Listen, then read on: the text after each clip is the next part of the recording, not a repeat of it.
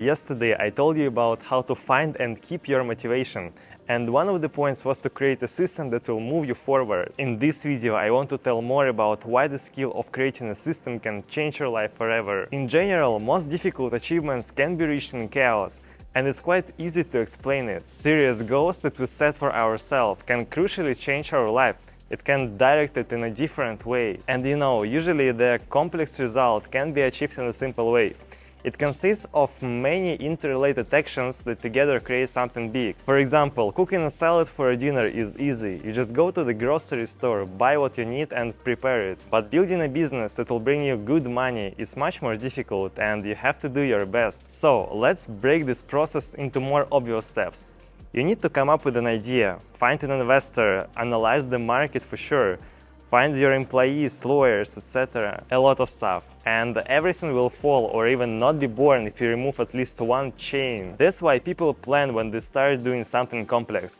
And here is where the system comes in. In essence, system combines many actions into one process and keeps you within the desired trajectory. Do you feel how strongly our environment can influence us? When you want to change your life and leave the old people around you, they often interfere the change. So, consider that building a system, you reconstruct the entire infrastructure where you are right now. You dive in a new approach, doing all the stuff that you did before, but slightly in a different way. So, your main strategy changes. And even people around you, they don't have such extent of influence on you. I want to tell you about 3 factors why systematic approach is important and can help you even more than you can imagine. First, the system will not let you stop doing what you need to do. Have you heard about mentors who will guide you step by step towards your goal? They'll make sure that you will not stop moving and always develop. The same works for trainers in a gym. Yes, they both monitor your technique and safety, but I think it's a bit different. In my experience, their most important function is to keep you on track and not stopping on a halfway to the result. They hold you inside those sequential actions that are needed to win. They don't let you go outside the system. Even water droplets falling on a rock for a long time will eventually pierce it. Even if they constantly fall, but in a different places, the rock will not care. What I mean is consistency as to your actions, the impact on the result. Being in the system is like swimming in the right direction, in your direction where you need to go. And at the same time, you understand that current helps you in it. Sometimes it's already more difficult to you to turn around and leave the race. And in some cases, it can require even more efforts to do this. And it's cool because for many people this is the main problem. They just can't wait until they reach the tangible result. They take the first step, then the second, the third one, etc. But they don't see the outcome and they start to despair. Have you seen the picture where 2 people are digging the ground and one of them decided to give up, almost reaching the diamonds, while the second one is enthusiastically going ahead? So, I believe that the first one didn't have a structured system that will prevent him from stopping. By the way, all these communities of like-minded people, they built on one idea. When you enter it, you are surrounded by a lot of people who think the same as you. So now you are in a new ecosystem, and other participants, they don't let you stop believing in what you are doing. Even if you have a simple plan of actions, you understand what you need to do today, tomorrow, in 1 week. Even in this case, you will have this tiny system, and breaking it, you will feel a lot of discomfort. You will ask, will I let myself down if I refuse to move forward today?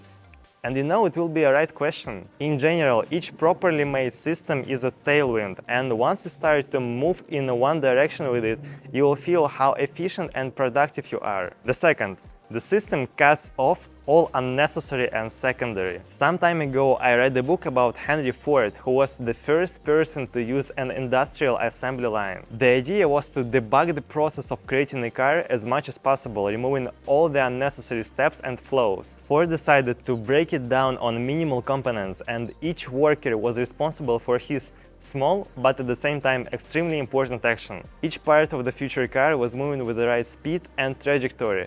It was ensuring the maximum efficiency. The same was used in McDonald's. All the process of cooking was systemized as much as necessary. It saved cost and time. Everything was understandable and clear, nothing imperfect. Building a system, we always remove what we don't actually need and are focused on the result. When I worked in the Web3 space several years ago, I also developed some kind of, system for me when I was doing research. I had to be as concentrated as possible for 12 to 14 hours a day because I worked pretty hard. Of course, it's extremely difficult. In such time, anyone will lose their attention if they don't work smart. Concentration requires a lot, so in order to restore your charge, you need to have a good rest. I don't think that I developed something new here, but I used my phone and a timer installed on it. So I set it for a 15-minute and I didn't make anything except job until I hear the sound. I didn't get distracted at all, I was concentrated as possible. I love to drink a lot of water, and that time I always had this filled glass of water on my table,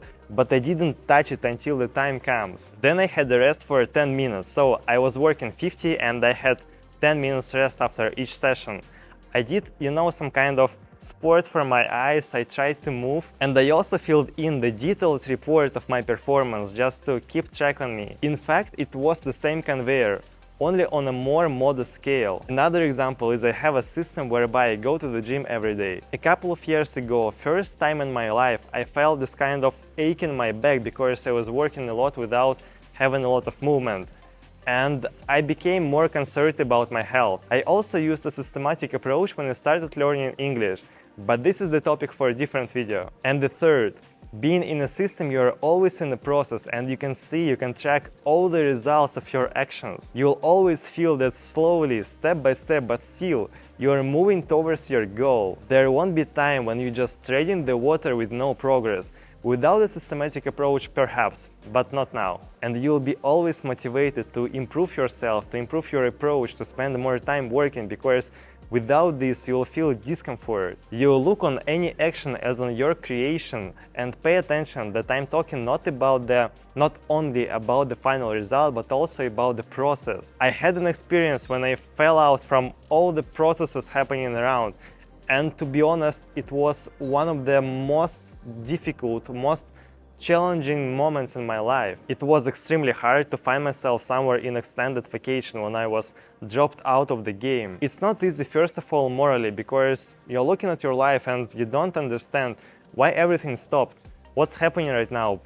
I want to change it. And the only way that I found the time was to set new goals and create new systems. And as soon as you take this decision, as soon as you understand what's the next step to take, you're back in the game. Now you'll see how much you actually do, and you'll feel this sense of belonging. And yes, every time I start a new system, I always want to improve something, to automate, to digitalize it. You know what I'm talking about, and I think that's cool. And probably only now I get it, how important for me in fact is to be in the system that I developed for myself. Now I live in Bali, and here you can feel that anyone are much more relaxed than anywhere else. And I don't want to relax, I don't want to have a rest, I just want to work a lot, I want to push my ideas, and I want to be switched on on the maximum. And now this can be achieved only because of the system that I developed for myself. When I move from the island, perhaps I will change my systems.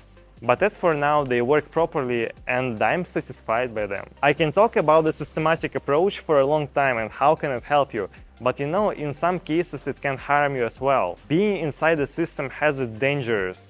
And we will talk about this in the next episode, in one of them. Thank you for being with me, thank you for watching my videos. I extremely appreciate it because I just started my YouTube channel, started to develop it, and now it's really important to know that there are people who are watching my videos. So if you like this episode, please give me your like. If you don't, please give me your dislike. Any activity is appreciated.